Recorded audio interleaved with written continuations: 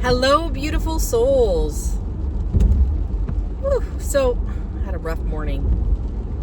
Maddie had a rough morning. And I'm sure some of you can relate. She did not want to go to school. And how many of us can be like, yeah, I don't want to do what I got to do today either. And that was kind of what I wrote about early this morning is what limitation is keeping you from living a life that you love? And I am not going to use Maddie in this scenario because don't even get me started on school. The institution of school, not the idea of learning. I love learning. That's not what I'm talking about. Anyway, and I guess I'm gonna say this other thing too. It has to do with Maddie.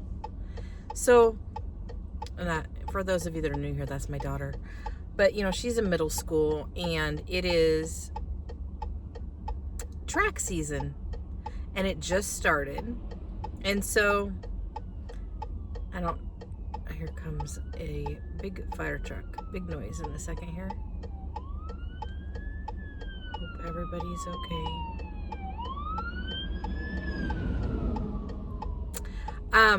okay.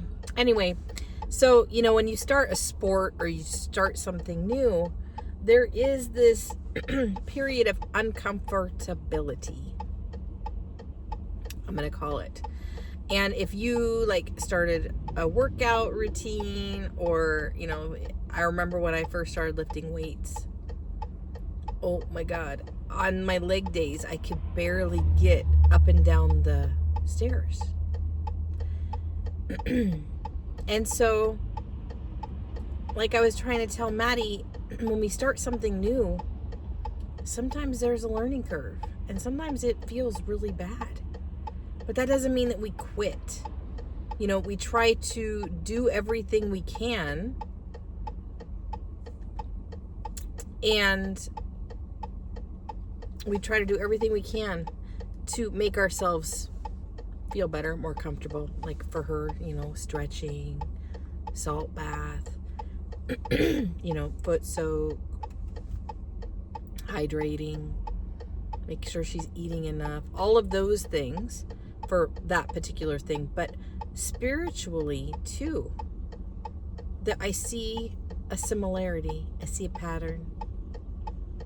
A lot of us are shifting and it doesn't feel great.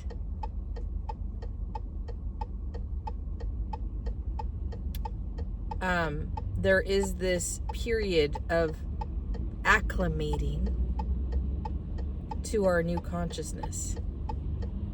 Some people might call that integration.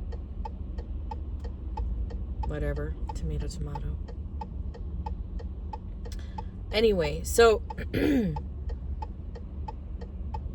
weird. But I wanted to, these energies right now are intense.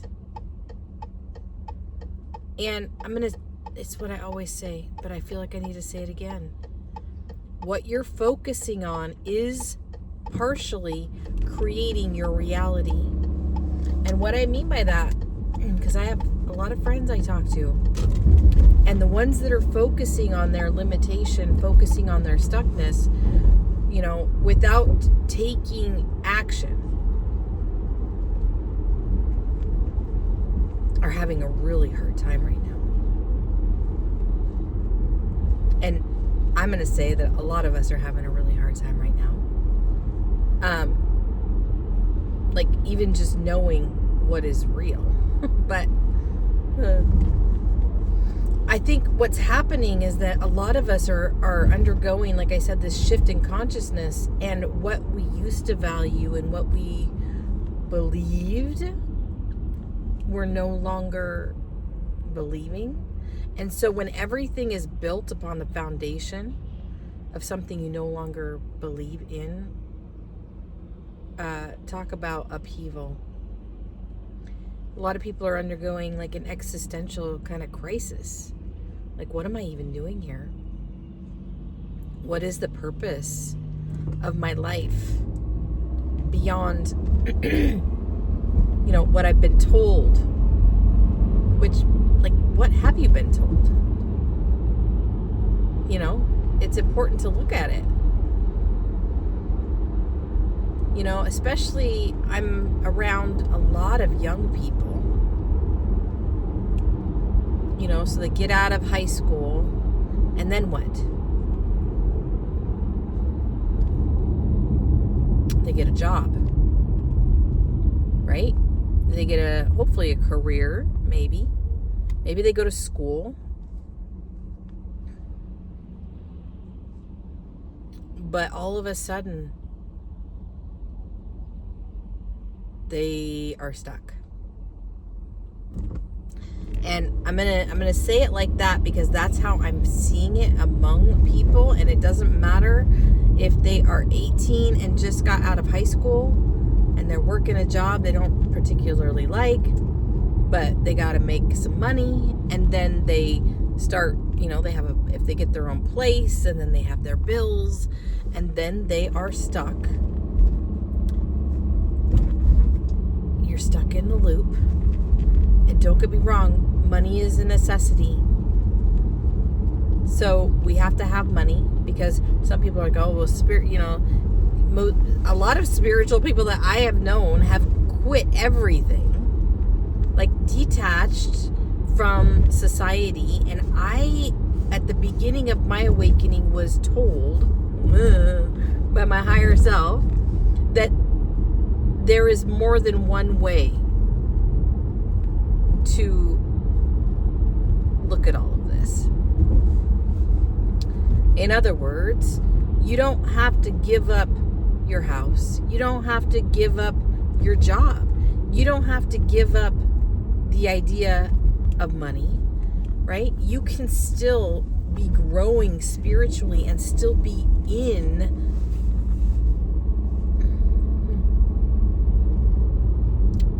society, still in some of these institutions. You can just denounce it all and go live in the woods or on the street somewhere. But the thing is that you're still relying on these institutions. Government, even if you don't like government.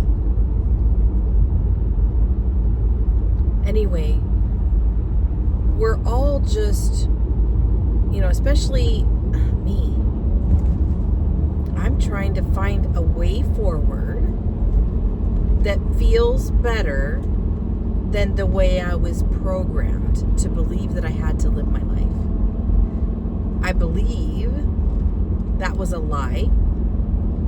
That did not benefit me much.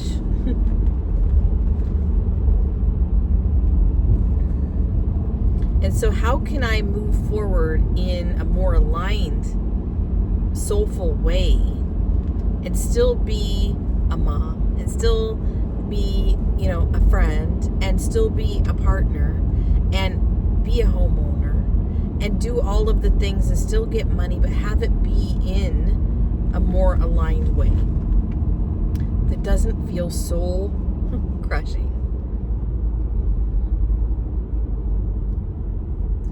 And I think that's weird. When I pushed the button, I was going to talk about this thing about having hope. Because I've met people on my journey who have been like, yeah, hope is ridiculous. Like, Sally, why do you talk about hope? And I'm like, because having hope for a different future, a different way of being, is what helped get me through some of the darker, tougher, more feeling stuck times in my life. And right now, with the media the way it is and all the news and everybody's talking about this war, and oh my gosh, every other day we're about to have a nuclear, interaction. We're about to have no food. We're about to have no water. Do you see this? How they're trying to siphon your energy by getting you to focus on all of these disaster scenarios? And people wonder why they don't feel good. People wonder why they are tired and are feeling apathy, no hope for the future.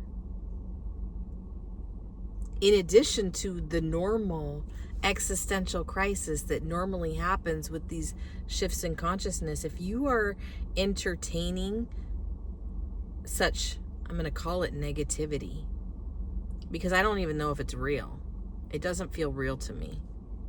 It feels contrived, it feels manipulative, and it feels like it's an agenda meant to siphon people and meant to keep people doing and being a certain way where it benefits the few and not the many.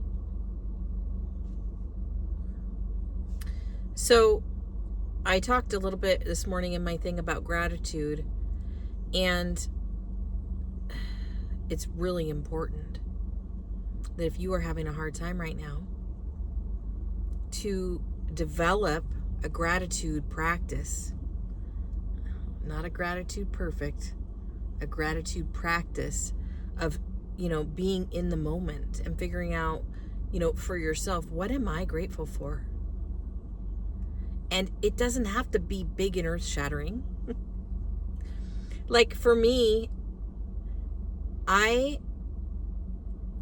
my bedroom window, like I have this maple tree and it's really, really cool. But, in the winter, it goes dormant. All the leaves fall off and it's just, in the summer, it's beautiful. But like, for example, the other day I noticed it had changed, and, everything in the spring here where I live is like 1 second away from leafing out. And that tree leafed out yesterday. And what I mean by that is that the leaves just popped right out. So now when I look outside of my bedroom window, it's full green. Leaves are back. It's these patterns. It's these, nature is beautiful, right? We can be more, we are nature. We are nature.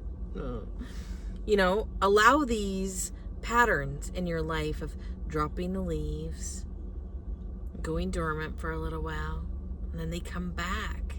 The beauty comes back. It's just go with the flow, man. Go with the flow and focus on what you have to be grateful for. Because for me, when I looked out that window, I was like, here we go. Spring is sprung. A new time is here. That tree is going to leaf out and provide shade and beauty. It's a completely different tree than it was just a week ago. Right? And you can be too.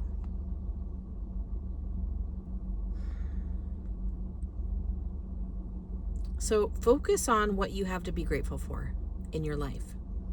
And my team keeps assuring me that everyone has at least one thing that they can be grateful for, no matter what. No matter where you're finding yourself or what your situation is.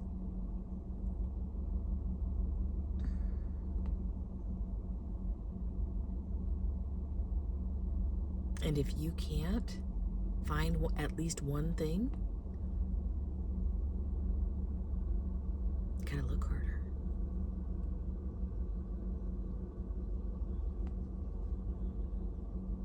Because we have been programmed to not appreciate what we have. We have been programmed to want more, to be consumers, and to pad these mega corporations' pockets to buy happiness. And that is not where happiness resides. It is not in things.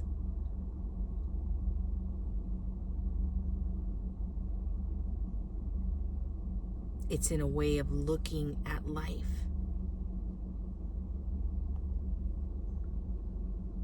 And gratitude is a great step to get us closer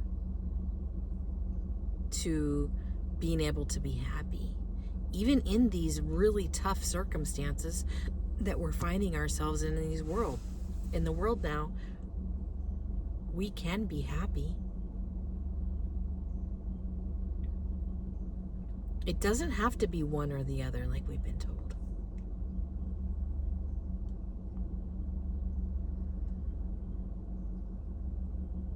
So for me, I look out, I got all my trees, they're all leafed out, except for my gum tree is still not leafed out.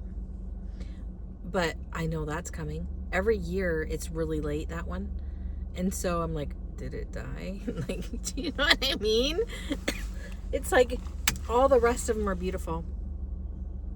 But that one is not. That one is like bare. And I'm like, did it die over the winter? Never fails. I think it's been 22 years. It's leafing out just at its own time. So leaf out, yo. At your own time. Anyway, I love you guys. Don't forget, it's okay to be hopeful for a better future, for a different future. It's okay to anchor that in as an intention and to set that forth as a manifestation. If you don't feel it's okay to be hopeful, or you have been disappointed so many times, that's a limitation for your manifestation.